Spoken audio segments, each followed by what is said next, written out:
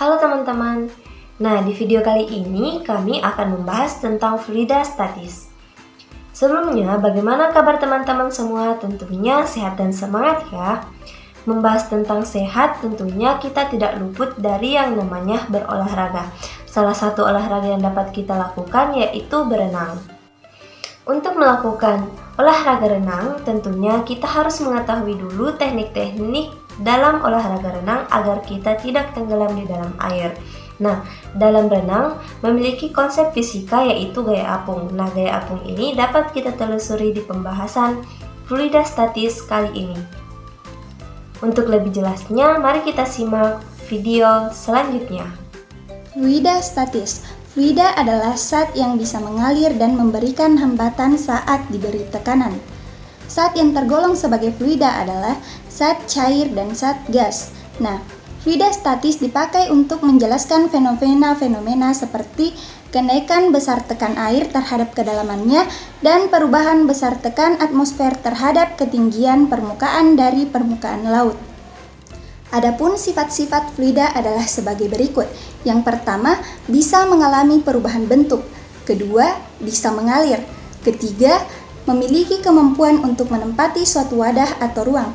Keempat, sebenarnya fluida ini dibagi menjadi dua kelompok, yaitu fluida statis dan fluida dinamis, di mana fluida statis ini adalah fluida yang diam dan tidak bergerak, sedangkan fluida dinamis adalah fluida yang bergerak.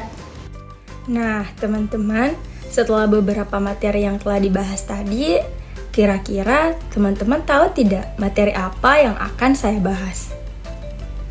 Oh iya, dalam kehidupan sehari-hari, pasti teman-teman sudah sering mendengar kata massa. Di sini saya akan membahas tentang massa jenis. Nah, apa sih itu massa jenis? Jadi, massa jenis adalah jumlah kerapatan suatu benda. Nah, untuk mencari massa jenis, kita akan menemukan rumus di mana ρ sama dengan M per V, di mana ρ sendiri itu adalah massa jenis dengan satuan kilogram meter kubik.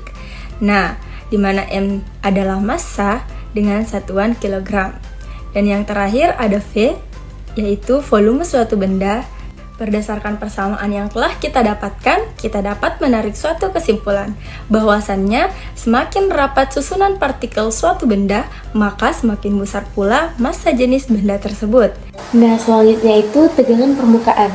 Tegangan permukaan adalah kemampuan suatu permukaan secara untuk menegang. Contohnya, tegangan permukaan ini bisa Kuiperian. Nah, coba lihat, saat ada serangga yang bisa berdiri di permukaan air.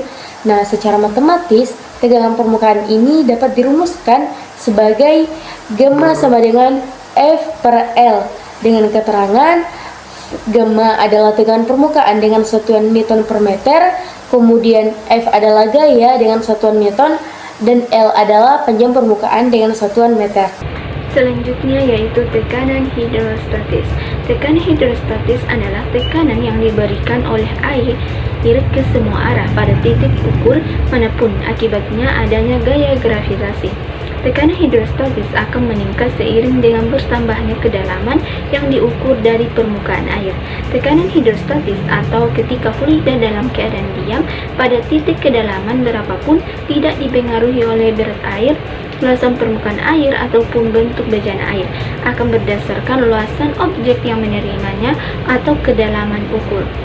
Tekanan hidrostatis meningkat ke segala arah dan didefinisikan sebagai gaya yang diberikan pada luasan yang diukur atau dapat dihitung berdasarkan kedalaman objeknya dengan persamaan P sama dengan PGH, di mana P yaitu tekanan hidrostatis dengan satuan M per meter kuadrat dan ρ yaitu massa jenis fluida dengan satuan kilogram meter pangkat 3 dan H yaitu kedalaman dengan satuan meter.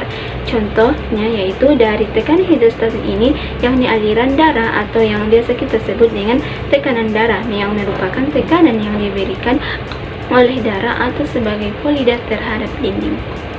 Hukum Pascal dicetuskan oleh seorang ilmuwan asal Prancis yaitu Blaise Pascal. dalam hukumnya, Pascal menyatakan bahwa tekanan yang diberikan kepada suatu fluida dalam ruang tertutup akan diteruskan segala arah dengan sama besar. Secara matematis dirumuskan sebagai berikut. P1 sama dengan P2, F1 per A1 sama dengan F2 per A2. Dengan keterangan P1 sama dengan tekanan di penampan 1 Nc per M2, P2 sama dengan tekanan di penampan 2 Nc per M2, F1 sama dengan gaya tekan di penampan 1 Nc per M2, F2 sama dengan gaya tekan di penampan 2 N per M2, A1 sama dengan luas penampan pipa 1 Nc per M2, dan A2 sama dengan luas penampan pipa 2 Nc per M2.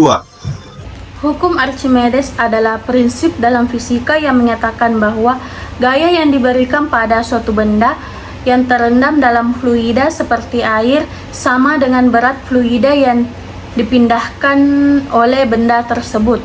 Dengan kata lain, hukum ini menjelaskan tentang gaya apung. Adapun pernyataan dari hukum Archimedes adalah benda yang dicelupkan seluruhnya atau sebagian ke dalam fluida yang dipindahkan. Gaya inilah yang kemudian disebut dengan gaya apung atau gaya Archimedes. Secara matematis, gaya apung dapat dirumuskan sebagai berikut. FA sama dengan rho F dikali dengan G dikali dengan VBF, di mana FA adalah gaya apung atau gaya ke atas dengan satuan Newton, rho F adalah massa jenis fluida dengan satuan kilogram per meter kubik, G adalah percepatan gravitasi dengan satuan meter per sekon pangkat 2, dan VBF adalah volume benda tercelup dengan satuan meter kubik. Adanya gaya apung ini dapat menyebabkan benda mengapung, melayang, dan tenggelam dalam air. Benda akan mengapung apabila gaya apung lebih besar dari berat benda. Benda akan melayang apabila gaya apung sama besar dengan berat benda.